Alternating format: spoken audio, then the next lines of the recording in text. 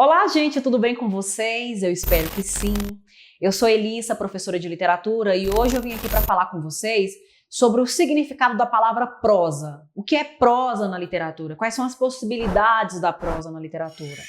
Mas antes, eu peço, por favor, inscreva-se em nosso canal e ative o sininho para receber as novidades.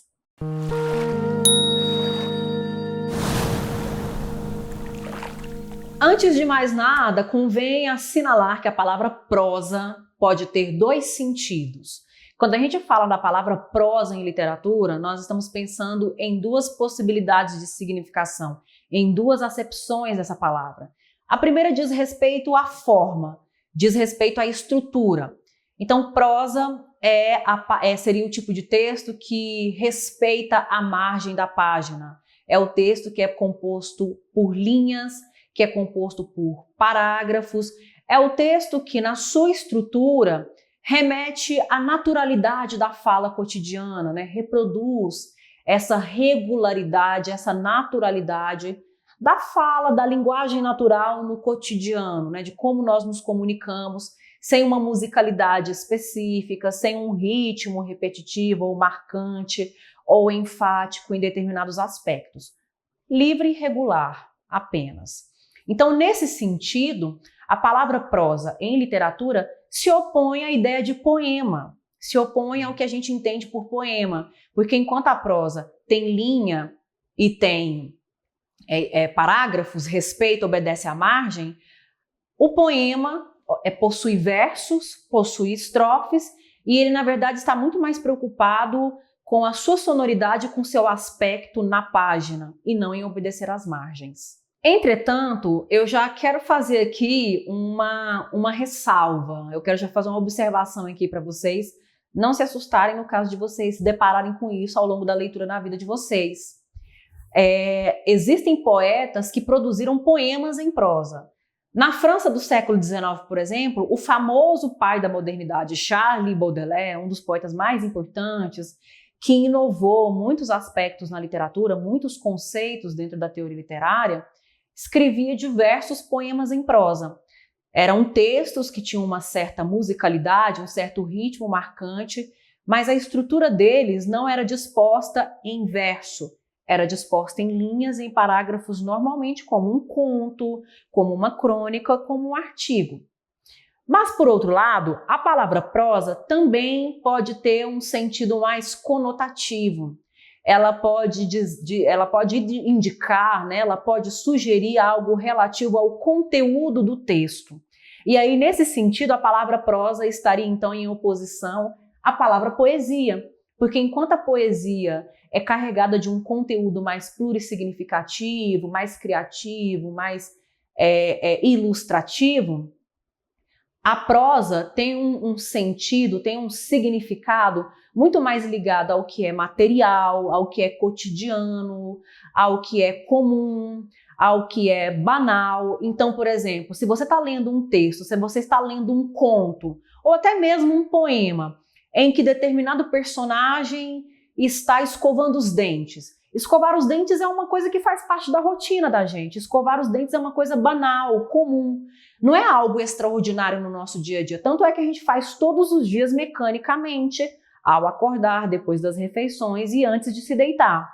Então, quando a gente tem diante de um texto literário em que determinado personagem, né, determinada figura ali dentro do texto está escovando os dentes, a gente fala que esse conteúdo é prosaico, porque remete ao que alguns estudiosos chamam de prosa do mundo, ou prosa da vida, né? A vida e as suas mecanicidades, né? A vida e as suas corriqueirices, né? Tudo aquilo que é muito comum, que é muito banal. Dirigir um carro, escovar os dentes, tomar banho, fazer bolinhas de papel e ficar jogando. Essas coisas que não tem nada de extraordinário e nem de especial na nossa rotina, no nosso cotidiano. Aliás, essa expressão prosa da vida, prosa do mundo, foi muito utilizada por diversos estudiosos para diferenciar dois grandes gêneros literários narrativos, a epopeia e o romance. A epopeia era um tipo de composição literária da Grécia Antiga, de Roma Antiga, da Antiguidade Clássica, Normalmente contava histórias, né? Epopeias eram narrativas sobre grandes heróis, sobre deuses, sobre figuras solenes, sobre figuras muito elevadas dentro da sociedade, dentro do imaginário da época, e eram contadas em versos, eram textos contados em versos que narravam os grandes feitos desses heróis, né? A tudo aquilo que era extraordinário, tudo aquilo que era sobre-humano, muitas vezes sobrenatural, muito próximo do sobrenatural, algo muito distante do que nós somos.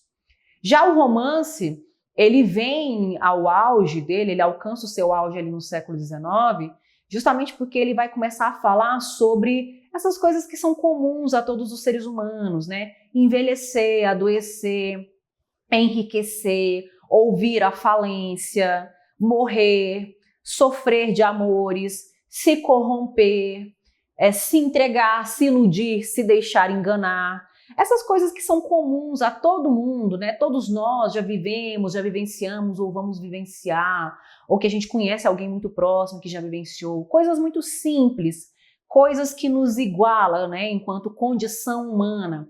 O romance tratou muito disso, o romance ainda trata muito disso, né? Um gênero literário narrativo que conversa muito mais com a sociedade moderna, com o mundo moderno, que está encarando com mais evidência, né? Com mais veemência todos os dias, a sua própria condição de finitude, de mudança, de mutabilidade e por aí vai. Nós não somos grandes heróis épicos, nós não somos deuses e deusas da mitologia grega, da mitologia romana. Então, a epopeia e toda a sua poesia, toda a sua grandeza, sua solenidade, não conversa tanto com a gente no sentido mesmo de nos orientar ou de, às vezes, se comunicar com as nossas próprias questões, as nossas particularidades. Já o romance, né, em que tem personagens que possuem alguns vícios, possuem dúvidas, possuem incertezas, têm que arcar com consequências e terríveis responsabilidades de decisões que são tomadas ou que não são tomadas, com esse sim a gente se identifica muito mais, porque nós estamos na prosa do mundo, nós estamos na prosa da vida, e esses personagens também estão inseridos na prosa do mundo, na prosa da vida. Para ilustrar essa fala sobre prosa, eu trouxe 2 textos. Um é fragmento do romance A Paixão Segundo GH, da escritora brasileira Clarice Lispector. Esse aqui é um romance que gira em torno de uma figura, né, uma mulher chamada GH, que briga com a sua empregada, dispensa a sua empregada, e aí ela resolve fazer faxina no quarto da empregada.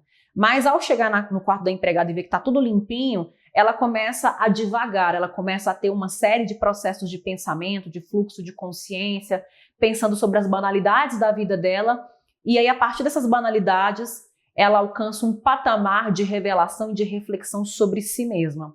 Então nós estamos diante de um romance que se pauta em acontecimentos prosaicos, acontecimentos mínimos, mas esses acontecimentos desencadeiam um processo poético na formação e na reforma, na reformulação do eu dessa personagem.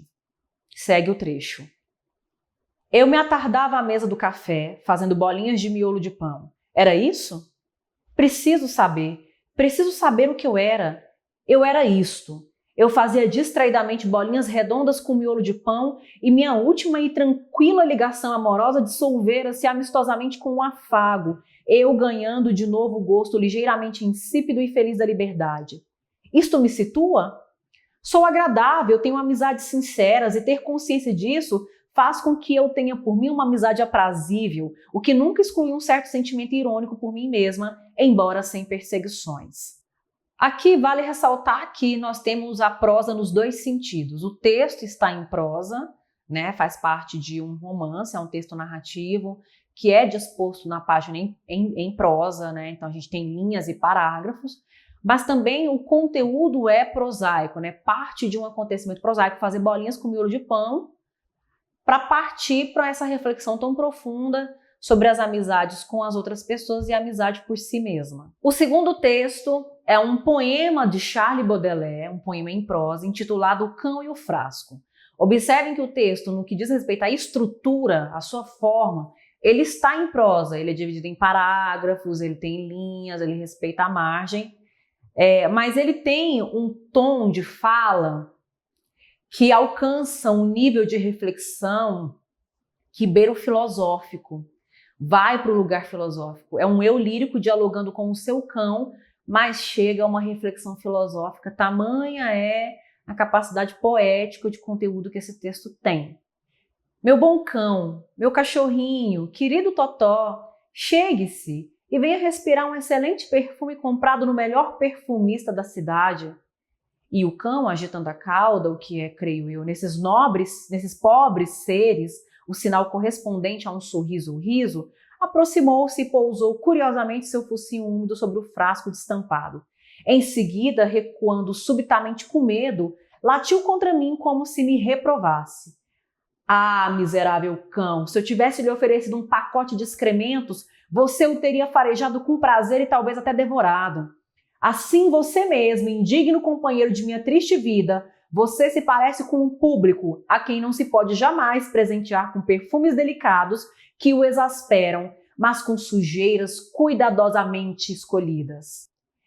Esse poema ilustra muito bem um sentimento de época no qual o Baudelaire esteve inserido, ele meio que inaugurou, que era o decadentismo, né? Esse apelo, né, à destruição, à decadência, a um pessimismo, a uma visão muito negativa, muito derrotista e pessimista da vida e da realidade. E essa concepção de que o mundo estava fadado à queda e à destruição total vinha de uma reflexão sobre a própria composição da sociedade, do mundo, em que as pessoas tinham muito mais inclinações para aquilo que era perdição, que era podre, deteriorado, do que para aquilo que era belo, que era elevado, que era solene. Uma concepção muito até, em certa medida, até um pouco maniqueísta, né? De vida, de mundo, de filosofia, de realidade, separando muito o joio do trigo, o bem do mal, né? Mas a gente vê aí, né, que a partir dessa experiência corriqueira, cotidiana com um cãozinho, né? Um animal de estimação, coisa que todo mundo já teve, ou terá, ou tem, ou conhece alguém que tem, né? Que é um cachorro em casa. E a gente sabe como é que é cachorro, né? Como eles preferem os cheiros mais desagradáveis, né? Como tem essa tendência a rolar na carniça, no lixo e tudo mais. E ele compara essa prática do animal doméstico à prática da sociedade de sua época, que preferia muitas vezes sujeira, corrupção, mediocridade e hipocrisia, em vez da beleza, da contemplação, da capacidade de introspecção e reflexão que a arte poderia promover. Então nós temos aqui prosa e poesia se mesclando, se misturando dentro desse texto poético. Bem, gente, essa aqui foi nossa aula sobre prosa, né, sobre os sentidos da palavra prosa e o que ela pode significar e representar na literatura. Deixem seu like, eu espero que vocês tenham gostado. Se quiserem saber um pouco mais sobre esses conteúdos aqui, acessem os links que estão na descrição. Eu agradeço a atenção de vocês. Eu vou ficando por aqui. Até a próxima!